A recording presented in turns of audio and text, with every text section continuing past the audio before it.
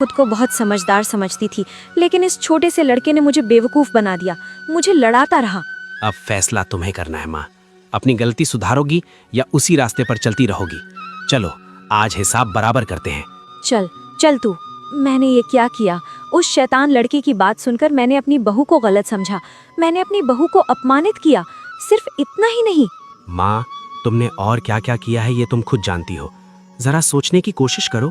बस सच में मैंने बहुत बड़ी गलती की। जो बहू अपने पैरों पर खड़ा होना चाहती थी उसे मैंने अपमानित किया। उसका कारोबार बंद करवाना चाहा, और उसकी माँ को भी। तुमसे बहुत बड़ी भूल हुई है माँ।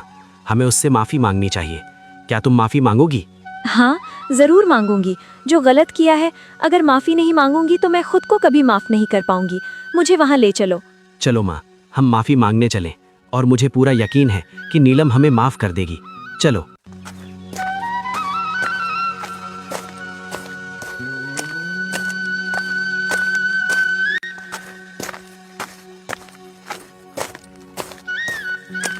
हाँ, अरे आप लोग इस समय यहाँ कुछ हुआ क्या?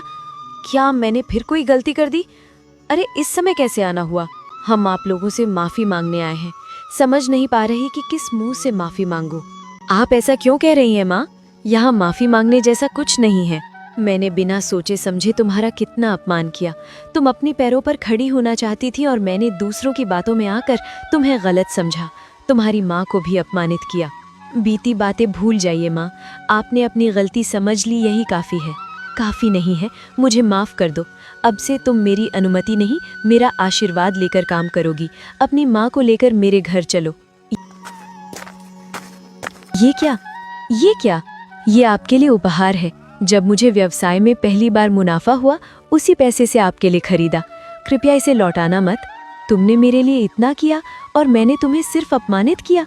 मुझे माफ़ कर दो। छी छी, ऐसी बातें क्यों कर रही है माँ? अगर मैंने माफ़ नहीं किया होता तो क्या मैं ये तोहफा देती? ठीक है, मैं ये उपहार स्वीकार करती हूँ। अब सब लोग मेरे घर चलो। अभी नहीं माँ, पहले खाना बना रही हूँ। आप लोग पहले खाइए, फिर बात करेंगे। अब बताओ, क्या हमारे साथ चलोगी? मैं तो तुम्हें लेने आई थी। मैं आपको माफ़ कर चुकी हूँ, आप निश्चिंत रहिए। लेकिन अब मेरी एक योजना है। योजना? कैसी योजना? कौन सी योजना? बताओ ना। मेरी योजना है कि मैं इसी घर में रहना चाहती हूँ और इस घर के आंगन में मैं तीखी मिर्च की खेती करूँगी। उसी मिर्च से मैं नए तरीके की कचौरी बनाऊंगी।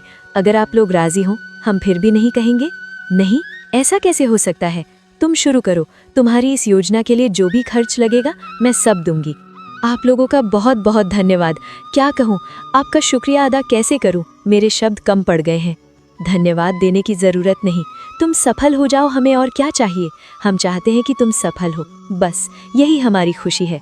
हाँ, मैं तुम्हारी मदद करूँगा। हम सभी तुम्हारे साथ हैं। बस तुम शुरू करो, ठीक है? अरे वाह वाह वाह वाह वाह वाह! इतने स्वादिष्ट कचौरी तो मैंने अपने जिंदगी में नहीं खाए। हम औरत और सास बहू एक साथ बना रही हैं, शायद इसीलिए इतना स्वाद आ रहा है। हाँ, बिल्कुल सही कहा भाई। अरे दूसरी दुकान में तो औरत और सास बहू साथ में बनाती ही नहीं है, इसीलिए इस तरह का स्वाद आपको दूसरी दुकान में नहीं मिलेगा। आपको अच्छा लगा ना? अब रोज हमारे यहाँ खाना खाइए। हाँ जरूर जरूर जरूर। अब से भाई हम रोज यहीं खाने आएंगे।